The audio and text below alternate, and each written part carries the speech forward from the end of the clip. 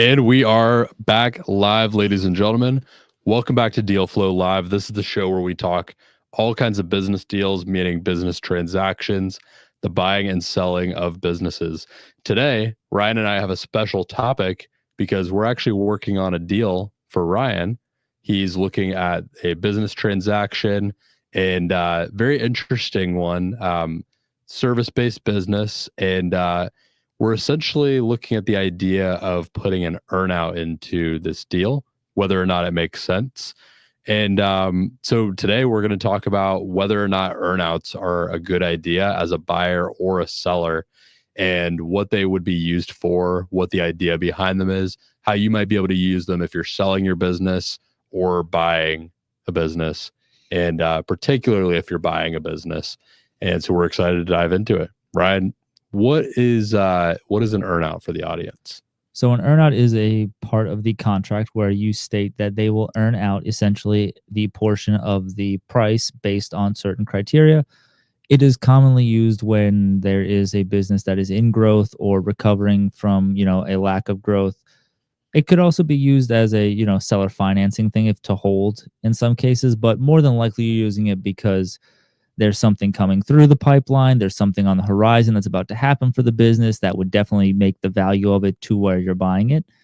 And you want to make your sale contingent on that. So, of course, you could always just throw in a clause where it says, if you don't buy it, I'm not buying it. But if you like the business and you still think, well, there's good portions to this, so I would buy up to this point without this, then an earnout is something that you should definitely float. I'm glad you brought up seller financing too, because seller financing is something a lot of people understand in the business buying and selling world. Seller financing, all that is let's say you're selling your business for $200,000 and half of it is cash down up front at the beginning and half of it is seller financing. That means you're going to get $100K right when the business sale closes, and the rest of the 100 is going to be paid out over time in installments, usually monthly installments over anywhere from a year to sometimes even up to 10 years. Really just depends on the deal. The main difference between just seller financing and an earnout is the earnout is much more specific on the terms. You have to hit certain milestones to qualify for the earnout. So the earnout is that same thing, but that 100K down up front, the remaining 100K, if it's on an earnout, you could say, I mean, this is a silly example, but you could make the remaining 100K contingent on the seller buying a certain kind of dog, right? You can just tie it to something in order to de-risk the purchase for yourself. But most commonly, you would tie this to some kind of thing that would help the business or reduce risk. Right. So this is really just a tool to use as someone looking at buying a business to kind of take out some of the risk on your part. So let's say that, Ryan was kind of talking about a pipeline being full. Let's say that a business is kind of in growth mode and they're selling. And a huge part of why they're asking a certain price for the business is because there's a couple really large deals that they're about to close and get contracts for that would carry with them huge payouts. So obviously, if you're the person buying the business, you're going to be thinking about, well, what if these don't close? What if this doesn't happen? Or what if there's some complication or issue with these? And so there's some risk, like paying that full price based on a hope and a promise. You never know. So there's some risk to that. And earnout can reduce that risk. So for example, if there's like a major deal that's going to be closed and you say, well, hey, part of the purchase price that you're going to get, which I'll agree to your purchase price, but part of the purchase price you're going to get is only going to be paid out if this thing that you say you're so confident is going to happen happens. All of a sudden you kind of take out the risk on your end a little bit. Yeah, and it's obviously a certain type of seller. Not everybody's going to be open to it, so you kind of have to feel out, what you're working with. So there's never any harm in tossing it out. The worst they can say is no.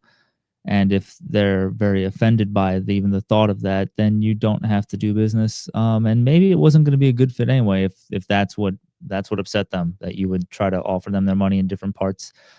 But if you have a seller who's very confident that they're like, this is going to be done in X time, guaranteed, then there's really nothing to be, there's really nothing to worry about because you only pay for the business when everything's done. And it does take a while to get through due diligence and, just kind of the last bit of reviews. And if they think it'll be wrapped up before then, well, then they get the purchase price at the end. It was actually just a non-issue. So you're just protecting that if something goes wrong, if in the final hour somebody pulls out on the contract, which, we've seen a lot of that, you just protect yourself from overpaying for something that never, you're essentially overpaying for something that doesn't exist.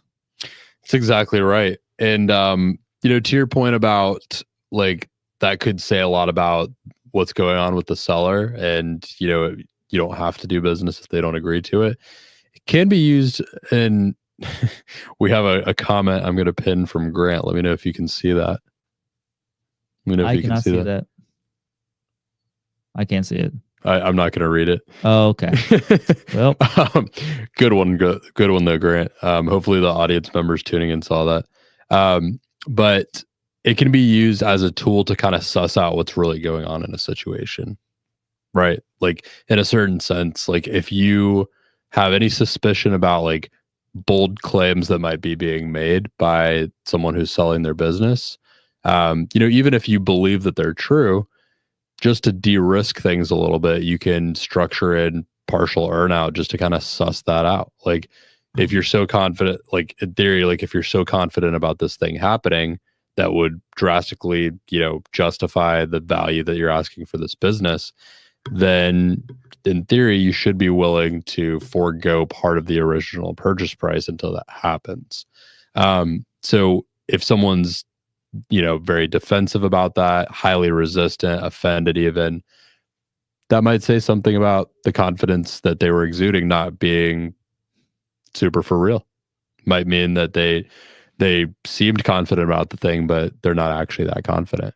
And not to say that would mean you don't do the deal, but tells you a lot about the deal.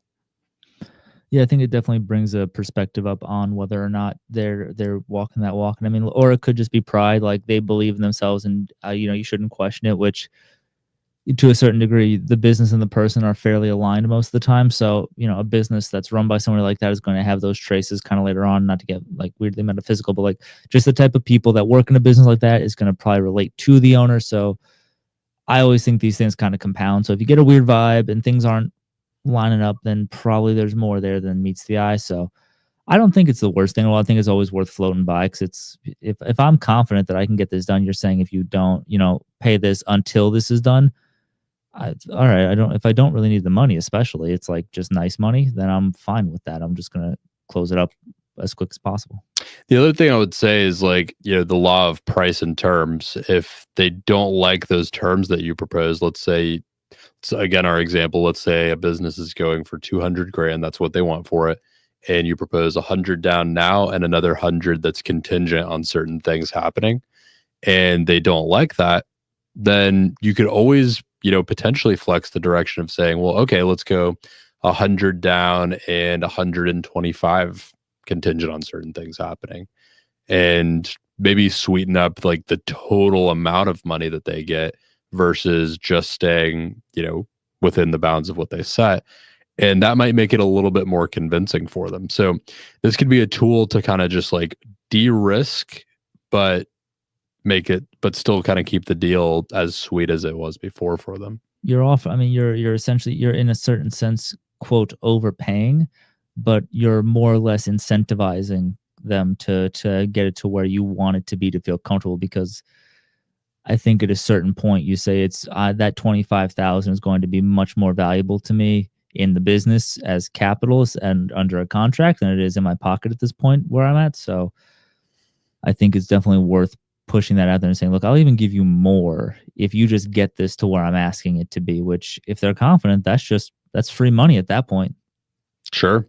So, some of the most common things that earnouts are tied to are revenue milestones. Like if for you as a buyer, the business doing, let's say you need the business to do $2 million that year in revenue for it to hit like a certain amount of cash flow that justifies the price you're considering paying for it, then you could set forth an earnout that says, hey, this portion of the payout you only get if the business finishes at $2 million in revenue this year, right? And just make that kind of what it is.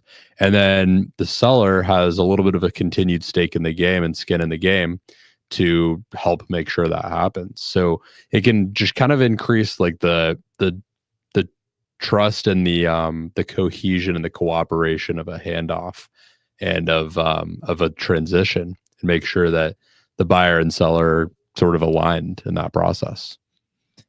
Oh, I totally agree on that front, and it's just one of those ways where you don't have to do it, they don't have to take it, but if you're talking to somebody, it's a real like serious conversation, things are lining up on more than just that.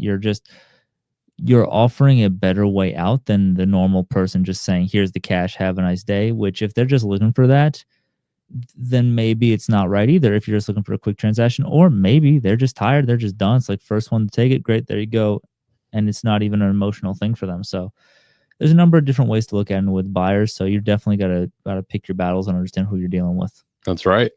So we're going to do a new segment that Ryan and I talked about for this time. We're going to kind of just rapid fire some earnout scenarios. Basically, just kind of go through like some different service businesses. I'm going to even take off Florida. We'll just look all over the U.S. We're going to go kind of rapid fire through some different service businesses and show like what they're listed for online. And we're just going to talk about like what kind of earnout might make sense for this business, if any. So let's go for something a little bit bigger to start. Let's see. Let's go for this dream event planning business.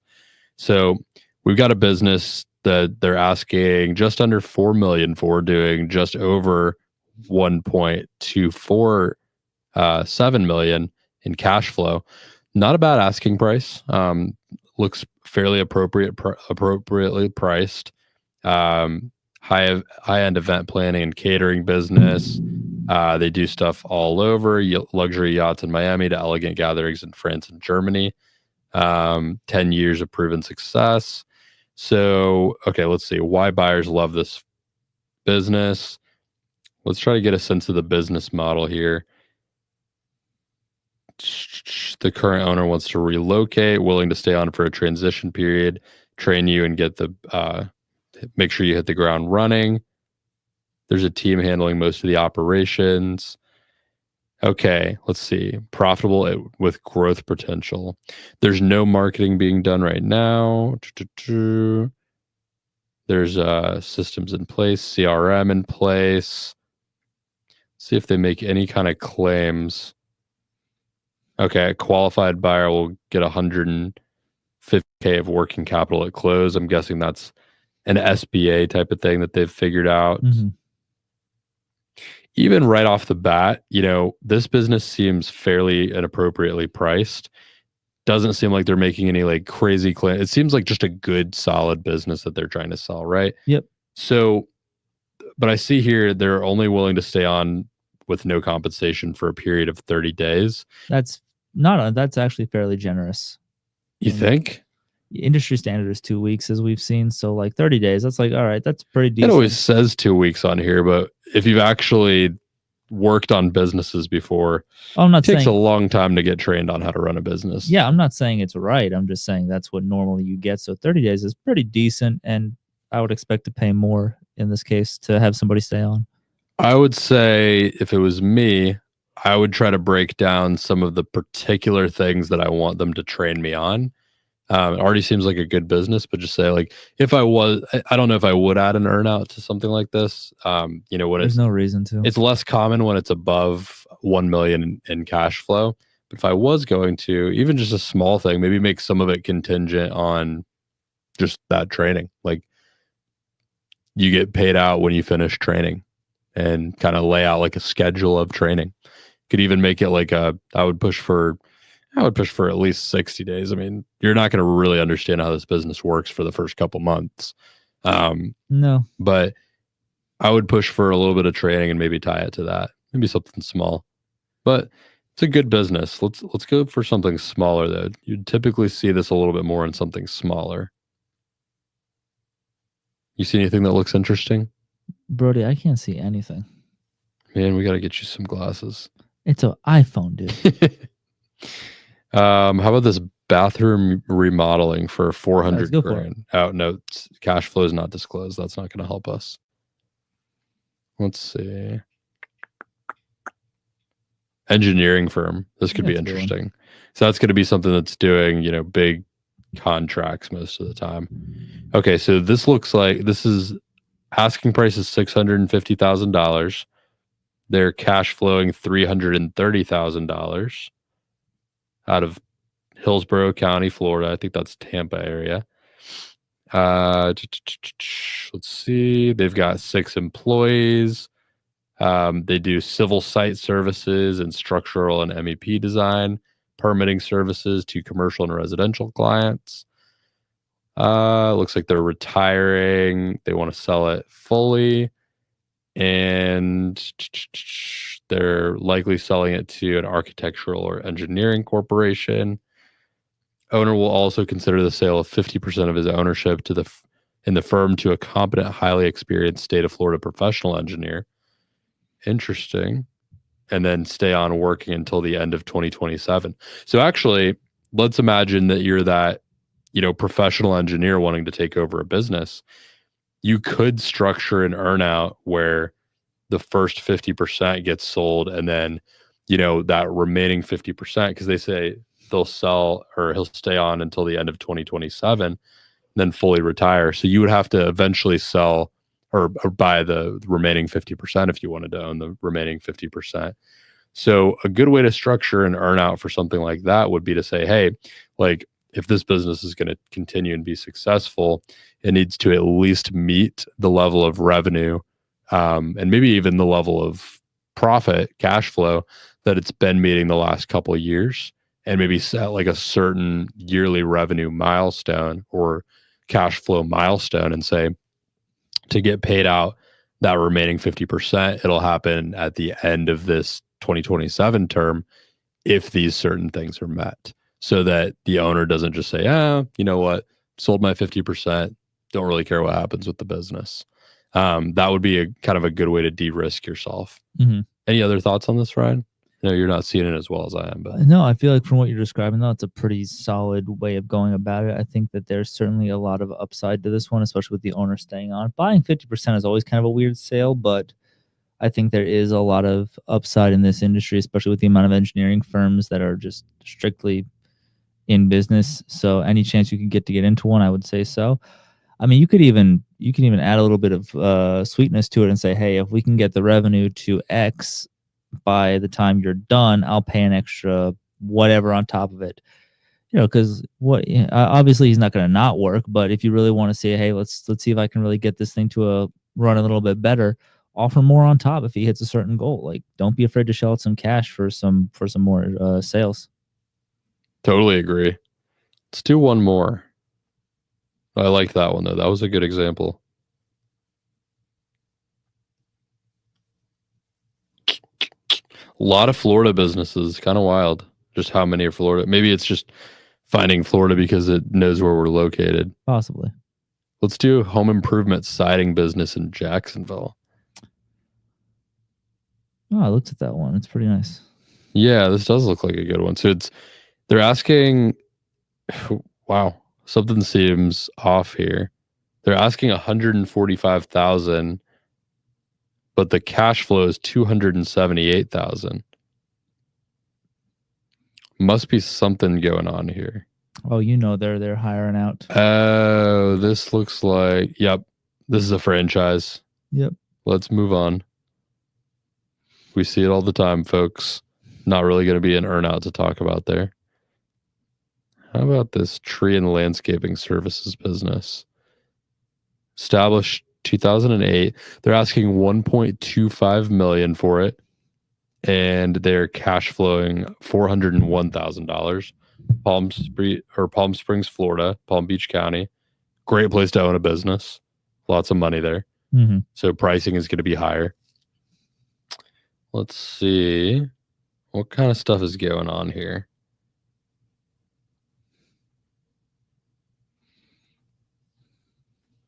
They say good for an existing landscaping or tree care company, increasing market share, well-capitalized buyer or private equity firm. Looks like the price was reduced from 1.5 to 1.25. Let's see.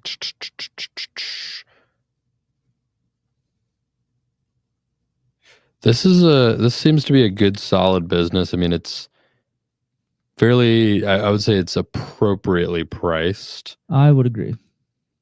Diverse and recurring revenue streams. You know what? We haven't really talked about earnouts from the seller side of things before, but maybe this is one where I would say hold out tight if you're a seller. This is probably one that an earnout doesn't make a lot of sense, especially if you've got good, solid, recurring contracts, which many landscaping businesses do. Sounds like this one does a lot of, they do residential, commercial, municipal, and HOA clients, a lot of ongoing maintenance. So, if they've got good contracts and there's a lot of worth in this business, it's fairly appropriately priced. I'm going to say I don't see anything that would lead to it making sense to do an earnout.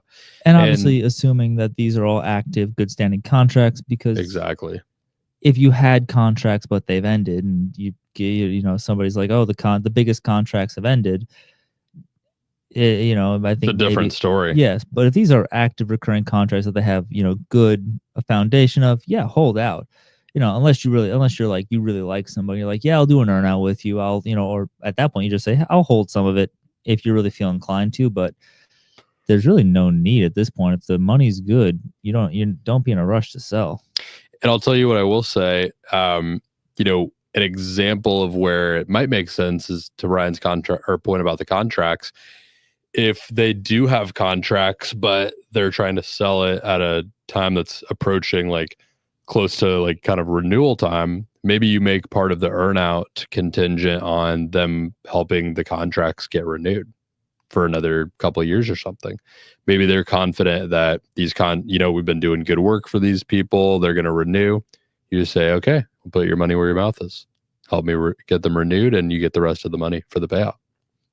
I agree. I think that's a very good way of kind of looking at it as well, especially if you're, when you're in that due diligence phase, dig into everything because you're there, you're already in it. So you may as well just ask the questions and see what floats. Sure. I think the moral of the story there that we want to leave y'all with is, there's a lot to think about on both sides as a buyer or seller with earnouts. I don't think there's something you should necessarily be scared of as a seller. You just need to, the biggest thing I would say is have confidence in whoever's buying the business if you're going to get into the situation, because the business needs to work for you to get paid. And if you're a buyer, use these as a tool to help de-risk a purchase for yourself and make yourself feel better about it. You don't have to make an offer exactly as it is stated online or on paper, or you don't have to make the offer the exact way it's made the first time. You can flex and move in different directions. And an earnout could be a great tool to pick a particular aspect of the business that's risky to you and take some of that risk out. Yeah, I think it's just one of those things where it's a creative tool that if you're open to it and you have confidence in your buyer, that you should explore if you're really inclined, especially when it's reasonable with contracts and recurring revenue streams. Especially if it's a smaller business where like that one-to-one is very important from owner to there. If there's more people involved and there's like the owner's not as frontline, you don't need to really take an earnout because you've already pushed that out to other people. So it doesn't matter if you're at the top or not for the most part. Everybody else is taking care of it. So the more involved you are, the more an earnout makes sense to a certain degree. That's right. Any parting notes about earnouts? Anything you can think of? They're valid. They're not an insult. They're just a tool. If someone gets posed to you, it's not an insult. It's just saying, hey, can I have a little bit of insurance on something? Or, hey, if this doesn't work, I'm still willing to buy it, but at this rate.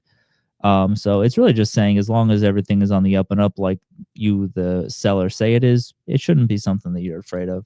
And also check out a great article by Patrick Lang on HVAC sellers and people who are trying to sell companies, because in tying with that, it's an article about if you're the one-man show, yes, you might have great margins, but nobody wants to buy that sort of intensity of a job.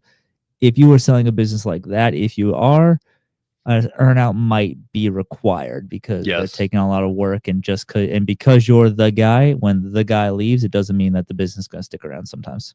Yeah, you're gonna need a lot of that guy's help to get the business up and running Oh under yeah. new leadership. Mm-hmm. Well, you have it here, folks. Earnouts are neither good nor evil. They're just a neutral tool that can be useful some of the time. So use them wisely. Don't forget to think of maybe using them if the timing's right. And we will see you next Tuesday, right around 6 p.m. Eastern Standard Time. If you are looking to negotiate deals like this, message Ryan or I. You can join our community where we meet weekly. We meet every Wednesday night to, with a small private group to work on deals like this. So message us on LinkedIn at Brody Vincent MBA or Ryan Santo MBA to figure out where that is, how that works, and get involved if you want to get in on working on some of these deals with us, or bring a deal that you have that you want help negotiating and kind of figuring out. And in the meantime, we'll see you on the next one. See ya.